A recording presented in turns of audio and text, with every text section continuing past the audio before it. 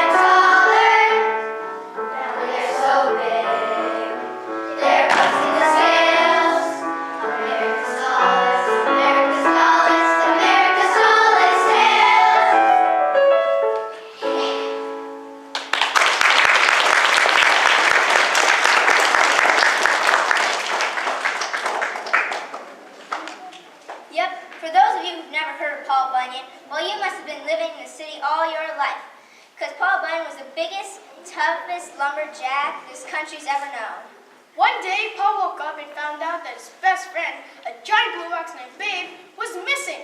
After flipping over a few mountains and wading across the Great Lakes, he did the only reasonable thing a man who had lost his giant blue ox could do. He put an ad in the paper.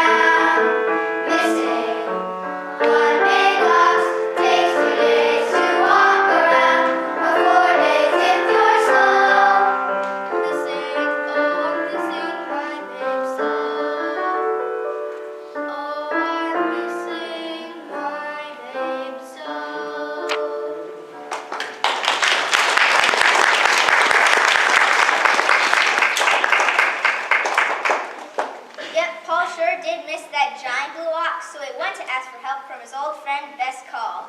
Bess lived with her brother on the farm in New York. It took Paul several minutes to walk there from Maine. Bess was the biggest, toughest farmer on the East Coast. She knew more about cows and horses and sowing and reaping than anybody else. Paul figured she'd know to look for a missing ox.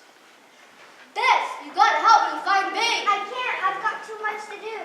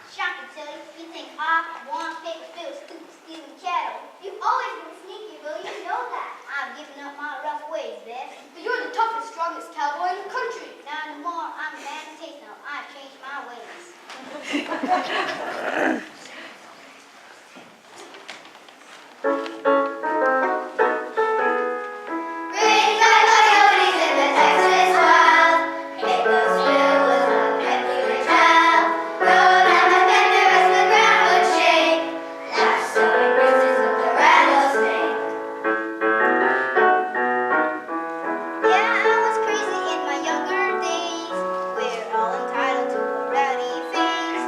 Now I'm so fixed I can't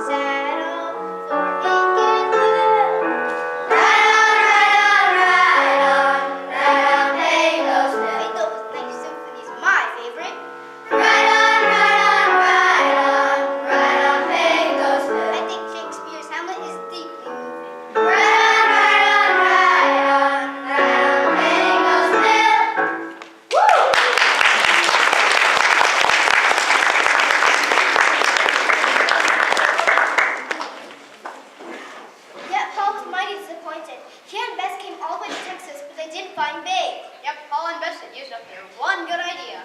They're trying to figure out what to do next, when who should wander by but Johnny Appleseed and a couple of his friends. What about here, Johnny? I don't know. The soil's a little sandy. What about over here? Maybe. Who are you?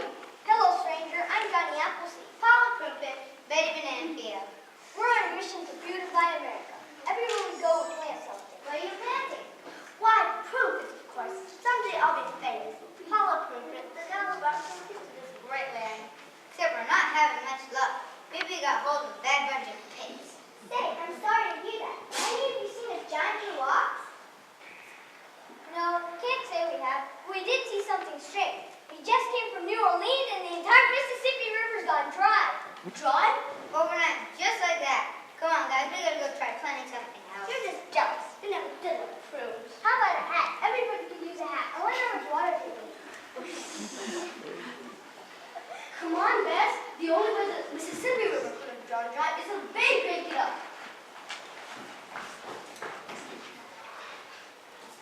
Yep, so Paul and Bess headed to New Orleans. Paul was sure he was going to find his giant blue ox. When they got there, the river sure was dry, and the keel was loaded for a long, hard trip up the river. We're all stuck deep in mud.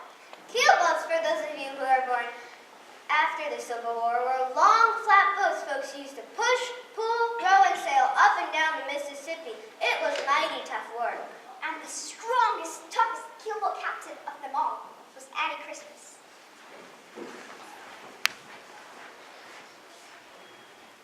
You've got a lot of nerve showing your face around here, Paul Bunyan, after your ox yanked this beautiful river dry. Annie, where's Babe? Babe? Who cares? He's come and gone. Where's the river, Paul? Where's the river?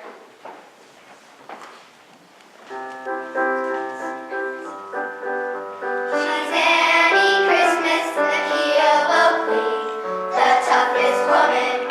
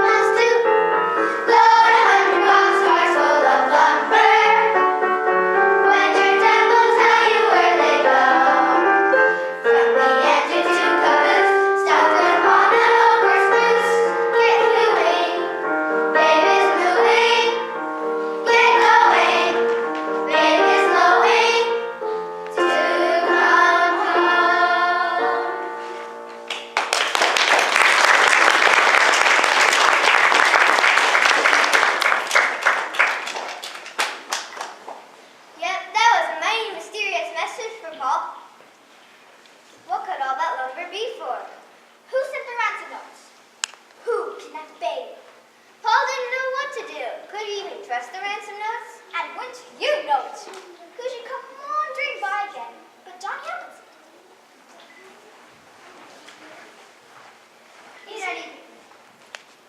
You're not even trying. You gotta dig at least 6 inches down. You don't think this is building, I tell you. We've covered every inch from Massachusetts to Louisiana and not one little sprout. What are you guys planting now? Banana peels. That was Betty's idea. Imagine banana trees from sea to shining sea. Greening out darting our fruity plants and such a good source of potassium.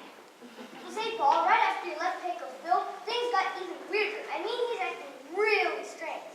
Yeah, he's got this culture thing real bad. It's starting to rockets that look like the Mona Lisa. I'm training rattlesnakes to perform hammer. I don't care about Pecos Bill. I need to find Babe. Babe, say, have any of you met a guy who needs $100 for a full of lumber? Well, you might want to try John Henry. He's always working on the railroad, and they need a whole lot of lumber to make all those railroad tracks. Come on, guys, we can look more banana peels left to plant. Well, Johnny, you got any idea what we might have done? Heck, just the same old thought. Not that apple seed thing again. Come on, Bess. John Henry is our only lead to Babe. Last I heard, he was working in West Virginia. John Henry, have you kidnapped Babe so you can get lumber for your railroad?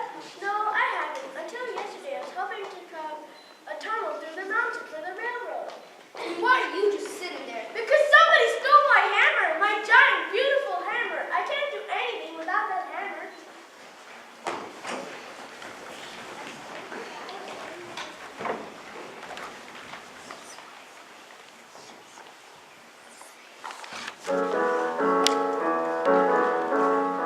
I don't know, but I've been told I was only stupid one day old. I was born with the hammer in my hand, pounding this and thumping that. It was mighty tough on my poor cat. Oh, I loved that old hammer in my hand. Missing my best friend, 20 pounds of steel and wood. Missing my best friend, thought he'd be around for good. It's such a nasty blow. Missing, oh, I miss my hammer so. I just sighed, I just cried. If I don't have something soon, I'll die. Yes, I need that old hammer in my hand, in my hand, in my hand.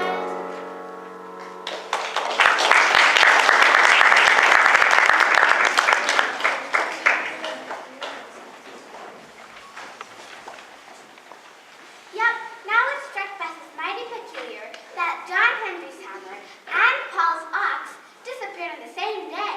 And the more they all thought about it, the more unlikely it seemed to be a coincidence. Then John Henry remembered hearing about some crazy sailor in New England who wanted to use all the wood in the Northeast to build the biggest ship in the world. So Bess, Paul, and John Henry raced to Massachusetts, where they found Captain Alfred Boldtop Stormalong and his crew, the Deck Swans. Yep, Stormalong wasn't hard to find. He was the strongest, toughest seaman in the whole world, and he insisted that he had nothing to do with Babe's kidnapping. Drop my mainsail, tangle my rigging. I just finished building my ship. Got no need for lumber or hammer. In fact, I'm sailing in the morning. You're all welcome to come along. Maybe that ox took a plunge into the sea. Even if he did, Stormy, he's way too big to fit on any ship. Hoist me by my earlobes, Paul. You ain't never seen anything like my ship.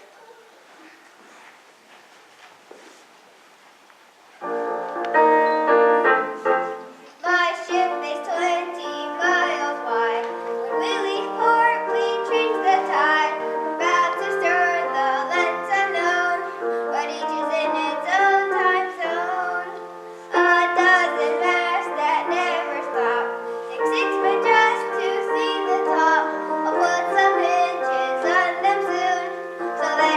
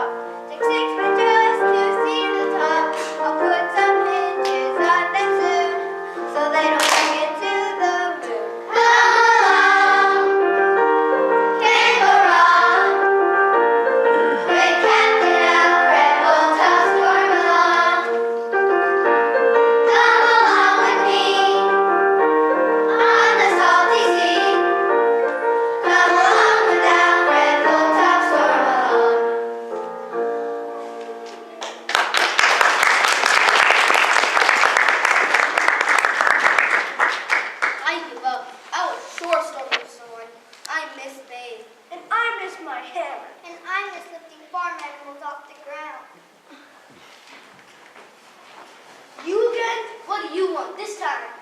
We got you a final ransom note, this time from Babe himself. I think you better pay attention if you want to see him again.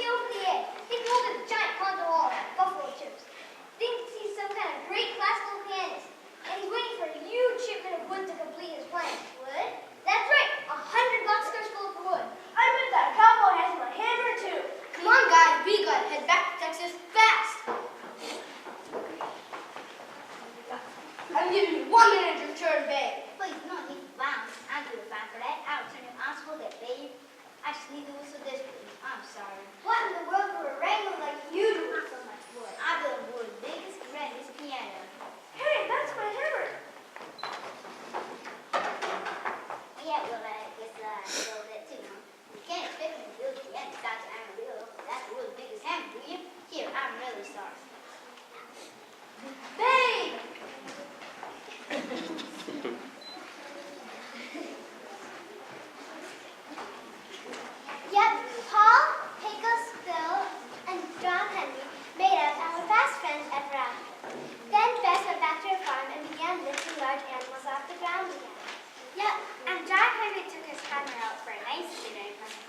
Virginia. Yep, and Babe got so happy he flew clear across Minnesota, making the land of 10,000 lakes. And he made a few hundred for best pal in New York too, just like Paul had promised. Yep, and Pecos Bill built his grand piano. Folks say that when he played his first note on the grand pianos, it was so loud that it split open a huge hole in the ground. That's why it's called the Grand Canyon to this day.